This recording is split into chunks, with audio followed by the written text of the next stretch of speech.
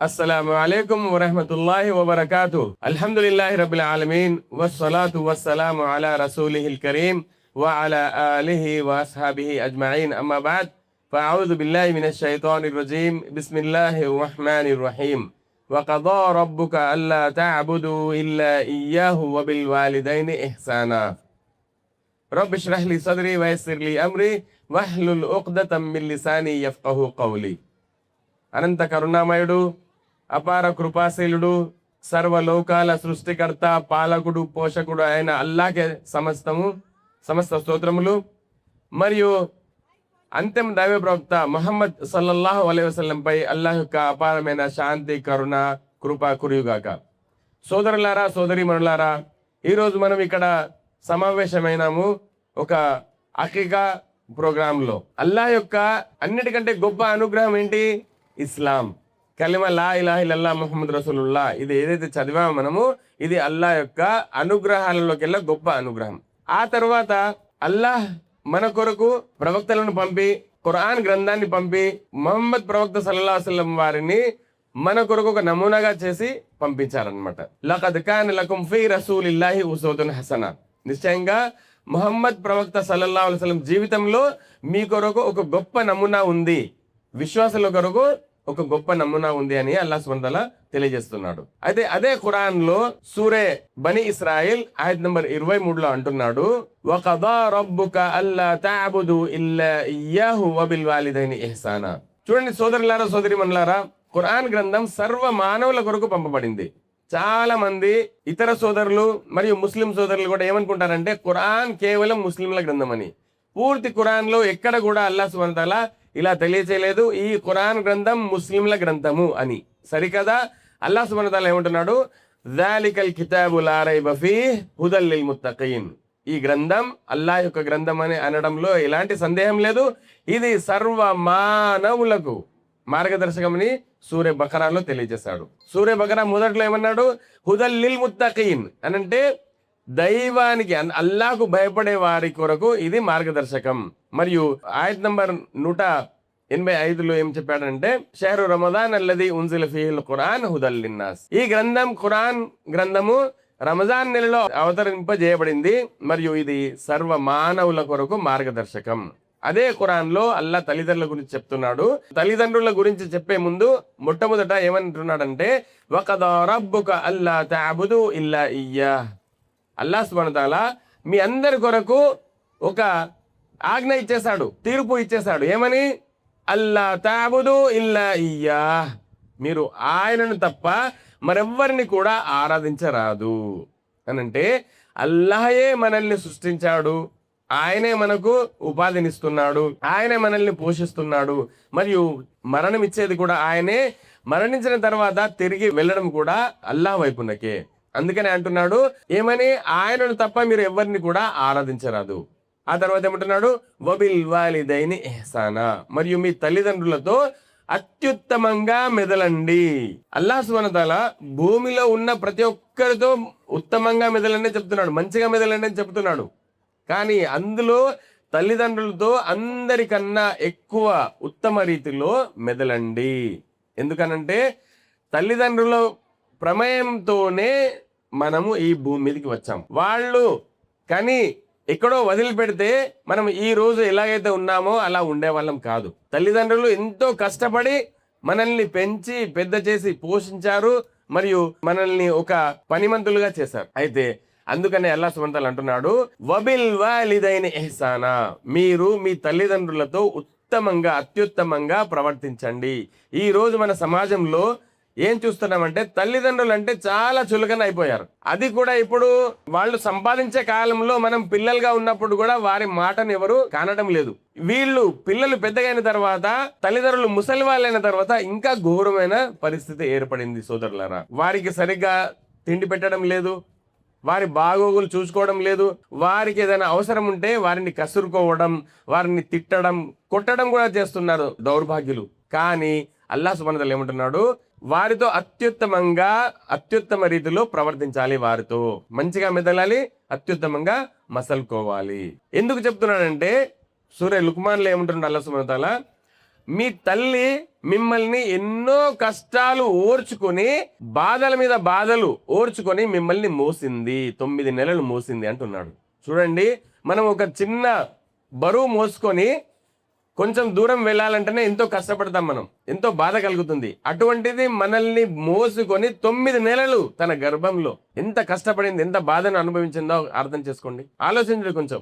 ఆ తర్వాత కనేటప్పుడు, ప్రసవించేటప్పుడు మరో జన్మ ఎత్తినట్లు అంత బాధపడుతుంది ఆ తల్లి. కానీ అంత బాధలోనూ కూడా పిల్లల్ని, శిశువుని చూసిన తర్వాత ఆమె బాధ అంతా మర్చిపోతుంది. ఎవరైనా మనల్ని కొంచెం బాధ పెడితే వాళ్ళని తిడతాము, వారితో పొట్లాడతాము. కానీ తల్లికి మన వలన ఎంత నష్టం జరిగినా, ఎంత బాధ కలిగినా కానీ తల్లి ఏం చేస్తుంది? సంతోషంతో భరిస్తుంది.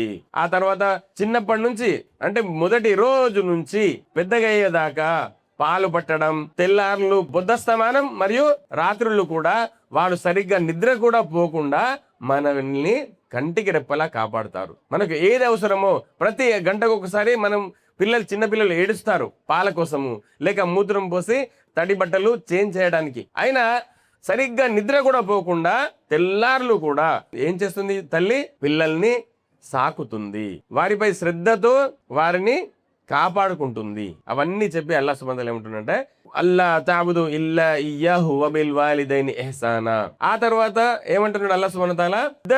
ఇద్దరు కానీ ఒకరు కానీ వృద్ధాప్యానికి చేరుకుంటే, ముసలి వాళ్ళైతే ఫలా తకుల్లహుమా ఉఫ్ఫిం వలా తన్హర్హుమా. చూడండి సోదరులారా, సోదరిమణులారా, అల్లాహ్ యొక్క ఆజ్ఞ మగవారి కోసం, ఆడవారి కోసం, అందరి కోసం. మన తల్లిదండ్రులతో ఎలా ప్రవర్తించాలి అది మనం అందరం కూడా నేర్చుకొని అది పాటించడానికి ప్రయత్నించాలి. సోదరులారా, సోదరిమణులారా, ఒకవేళ తల్లిదండ్రులలో ఒక్కరు కానీ ఇద్దరు కానీ ముసలితనానికి చేరుకుంటే ఫలా తకుల్ ఉఫ్ఫిం, వారిని ఉఫ్ అని కూడా అనద్దు అంటున్నాడు అల్లాహ్ సుబ్హానహు వ తఆలా.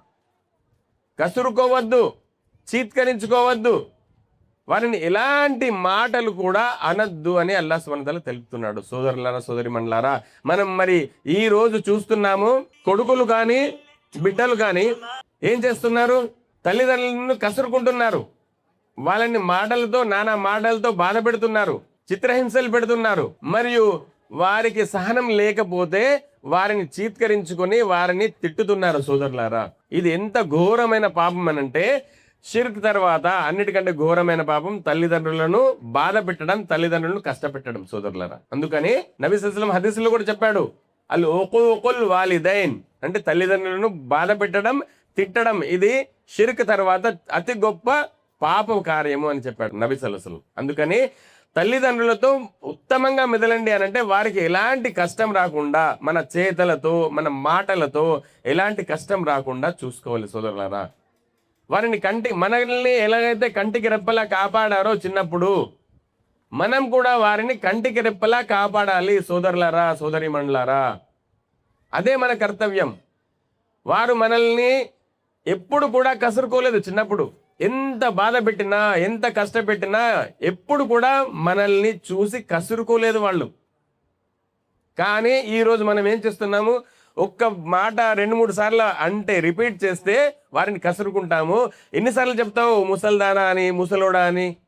సుబ్హానల్లాహ్. ఇది ఎంత మాత్రం సరికాదు సోదరులారా, సోదరిమణులారా. ఎందుకంటే అల్లాహకు నచ్చని పని ఏంటంటే వారిని ఉఫ్ అని కూడా అనద్దు. మరి ఎన్నెన్నో మాటలు అంటున్నాము, అల్లాహ్ సుబ్హానహు వ తఆలాకు ఎలా అది నచ్చుతుంది సోదరులారా? ఇంకా నబీ సల్లల్లాహు అలైహి వసల్లం ఏమన్నాడు? మీ తల్లి పాదాల కింద స్వర్గం ఉంది అంటే అర్థం ఏంటి?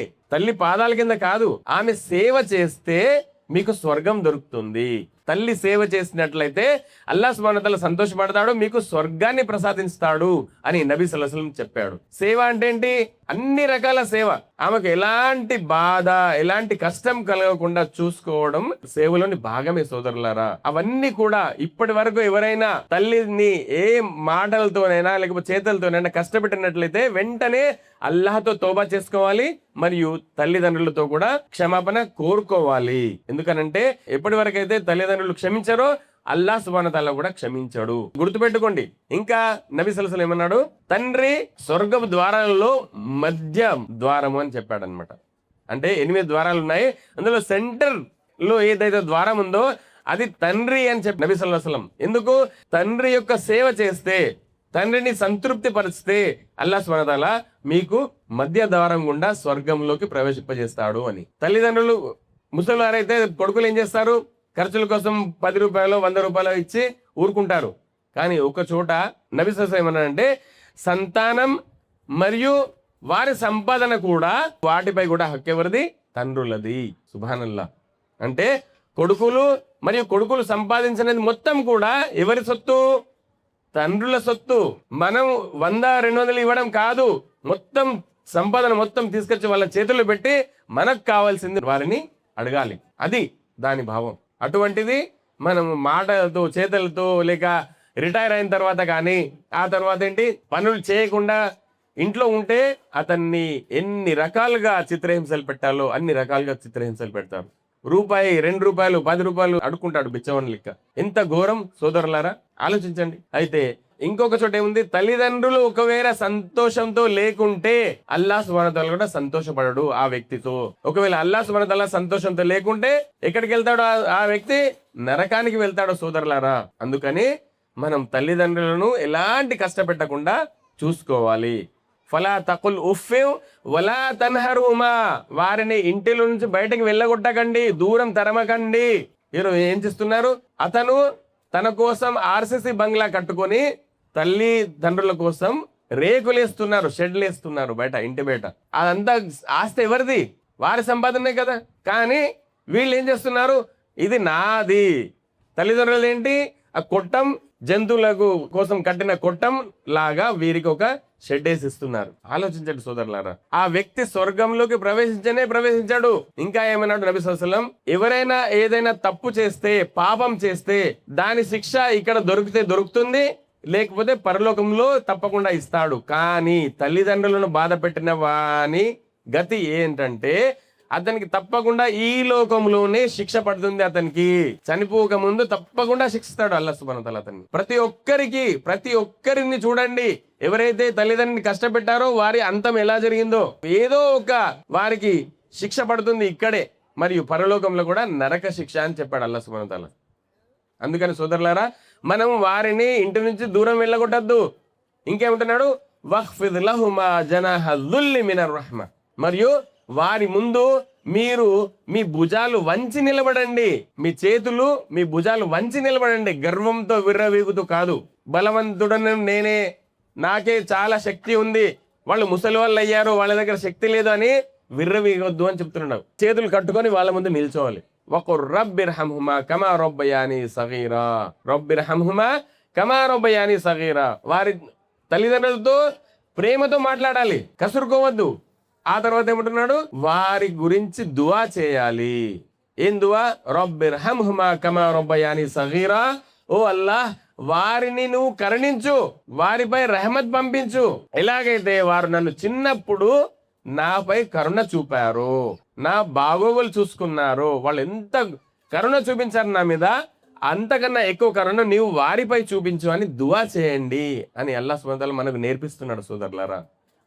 ఎంత మంచి విషయం. తల్లిదండ్రుల గురించి దువా తప్పకుండా చేస్తూ ఉండాలి. రబ్బిర్హమ్హుమా కమా రబ్బయాని సగీరా. ఆ తర్వాత వారు బ్రతికున్నా చనిపోయినా కానీ ఈ దువా కూడా చదవాలి. రబ్బనా గ్ఫిర్లీ వలి వాలిదయ్య వలిల్ ముమినీన యౌమ యఖూముల్ హిసాబ్. ఏమని?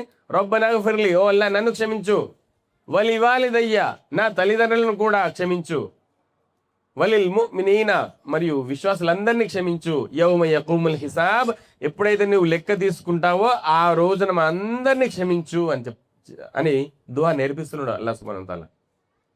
మరి చనిపోయిన తర్వాత కూడా మనం ఏదైనా పుణ్యకార్యం చేస్తే, ఏదైనా మంచి పని చేస్తే, దాన ధర్మాలు చేస్తే మరియు వారి కొరకు దువా చేస్తే మనం పుణ్యాలు మనకు దొరికే పుణ్యాలు కాకుండా అల్లాహ్ సుబ్హానహు వ తఆలా వారికి కూడా పుణ్యాలు రాస్తాడు వారి ఖాతాలో. తల్లిదండ్రులు అక్కడ చూసి అంటారంట అల్లాతో, ఓ అల్లా నేను ఇన్ని పుణ్యాలు చేసుకోలేదు కదా, ఇవన్నీ ఎక్కడివి అని అంటే నీ సంతానం నీ గురించి చేసిన దువాల వలన ఈ పుణ్యాలు నీకు దొరికినాయి. సుబ్హానల్లాహ్. తల్లిదండ్రుల గురించి వాళ్ళకు పుణ్యాలు దొరకాలంటే ఒక్క రూపాయి ఖర్చు పెట్టవలసిన అవసరం లేదు. కేవలం దువాలు చేస్తూ ఉండండి, మంచి పనులు చేయండి. మీరు చేసే మంచి పనులలో వారికి కూడా భాగం దొరుకుతుంది. మరియు మీరు ఏదైతే దువా చేస్తారో దాని వలన వారికి కూడా పుణ్యాలు దొరుకుతాయి. ఎంత ఈజీ. ఈరోజు తిండి పెట్టనోడు, బట్టలు ఇవ్వనోడు బతికున్నప్పుడు చనిపోయిన తర్వాత లక్షలు ఖర్చు పెట్టి విందు భోజనం ఏర్పాటు చేస్తారు. ఎంత దౌర్భాగ్యం. అంత లోకం చూడటానికి మాత్రమే, తల్లిదండ్రి కొరకు కాదది. అంటే చేయకపోతే వాళ్ళేమంటారో వీళ్ళేమంటారో అని తిడతారని మాత్రమే చేస్తారు తప్ప, నిజంగా వారికి ప్రేమ ఉన్నట్లయితే జీవితంలోనే వారిని కంటికి రెప్పలా చూసుకునేవాళ్ళు. ఈరోజు భార్య వచ్చిందంటే భార్య ముందు, పిల్లల ముందు, తర్వాత తల్లిదండ్రి. ఒక వ్యక్తి, ఒక ముగ్గురు వ్యక్తులు కష్టంలో పడిపోతారనమాట. అయితే వారు చర్చించుకొని ఏమంటారంటే, మనం ఏం చేస్తామంటే మనం చేసిన పుణ్యాలు అల్లాహకు చెప్పుకుంటూ, ఓ అల్లాహ్ మమ్మల్ని ఈ కష్టం నుండి బయటపడేటట్లు చేయు అని దువా చేస్తామని అనుకుంటారనమాట. అనుకుని అందులో ఇద్దరు తాము చేసిన పుణ్యకార్యాలు చెప్పుకుంటారు. ఆ తర్వాత ఆ కష్టం నుంచి కొంచెం కొంచెం బయటపడతారనమాట. ఇంకా కొంచెం ఉంటుంది. ఆ తర్వాత ఒక వ్యక్తి ఏమంటాడంటే, ఓ అల్లాహ్, నేను గొర్రెలను కాసేవాడిని. అయితే సాయంత్రం ఇంటికి వచ్చిన తర్వాత ముందు పాలు తీసి నా తల్లిదండ్రులకు ముందు తాగిపించేవాడిని, ఆ తర్వాత నా భార్య బిడ్డలకు ఇచ్చేవాడిని. కానీ ఒకరోజు నేను రావడానికి ఆలస్యమైంది. నా తల్లిదండ్రి కూడా తొందరనే పడుకున్నారు. నేను పాలు పిండిన పాత్రను తీసుకొని వారి దగ్గరికి వెళ్ళేసరికి వాళ్ళు పడుకున్నారు. వాళ్ళని లేపడానికి నాకు మనసు ఒప్పలేదు. అలాగే రాత్రి తెల్లవారు దాకా అట్లే నిల్చున్నాను నేను. ఓ అల్లా, ఆ రోజు నా పిల్లలకు తాగించలేదు, నా భార్య కూడా తాగించలేదు. నేను అలాగే నిల్చున్నాను, వాళ్ళు ఎప్పుడు లేస్తారో వారికి ఇస్తానని. అయితే ఓ అల్లా, నేను ఒకవేళ ఈ పని నీ కొరకు, నీ సంతృప్తి కొరకు చేసినట్లయితే నన్ను ఈ కష్టం నుండి బయట పడవేయు అని దువా చేస్తారనమాట. అప్పుడు అల్లాహ్ సుబ్హానహు వ తఆలా ఆయన దువా స్వీకరించి ఆ కష్టం నుండి బయట పడవేస్తాడు. ఎంత గొప్ప విషయం చూడండి సోదరులారా. తల్లిదండ్రిని, కూతుర్లు కూడా ఈ విషయం ఆలోచించాలి. తల్లిదండ్రిని జాగ్రత్తగా చూసుకోవాలి. వాళ్ళు ఎంత కసురుకున్నా, ఎన్ని తిట్లు తిట్టినా మనం విన్నట్టు వదిలిపెట్టాలి. ఎందుకనంటే మనం వాళ్ళు ఎన్ని తిట్టినా వారి కొరకు అల్లాహ్ సుబ్హానహు వ తఆలా చూసుకుంటారు లెక్క.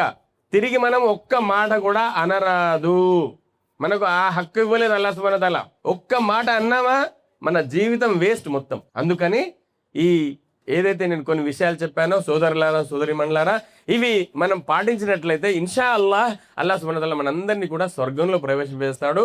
మరియు మన తల్లిదండ్రుల గురించి కూడా దువా చేస్తూ ఉండాలి. అల్లాహ్తో చేసే దువా ఏంటంటే, అల్లాహ్ సుబ్హానహు వ తఆలా మనందరికీ కూడా మంచి పనులు చేసే భాగ్యం ప్రసాదించుగాక, మరియు మనందరినీ కూడా జీవించి ఉన్నంత కాలం ఇస్లాం ప్రకారం జీవింపజేయగాక, మరియు మనం చనిపోయేటప్పుడు లా ఇలాహ ఇల్లల్లాహ్ ముహమ్మద్ రసూలుల్లాహ్ కలిమా పఠిస్తూ చనిపోయే భాగ్యం ప్రసాదించుగాక. అల్లాహ్ సుబ్హానహు వ తఆలా మనందరి తప్పుల్ని మన్నించుగాక, మనందరినీ స్వర్గంలో ప్రవేశింపజేయుగాక, మరియు నరక శిక్ష నుండి కాపాడుగాక. వఆఖిరు దఅవానా అనిల్ హమ్దులిల్లాహి రబ్బిల్ ఆలమీన్. అస్సలాము అలైకుం వరహ్మతుల్లాహి వబరకాతుహు.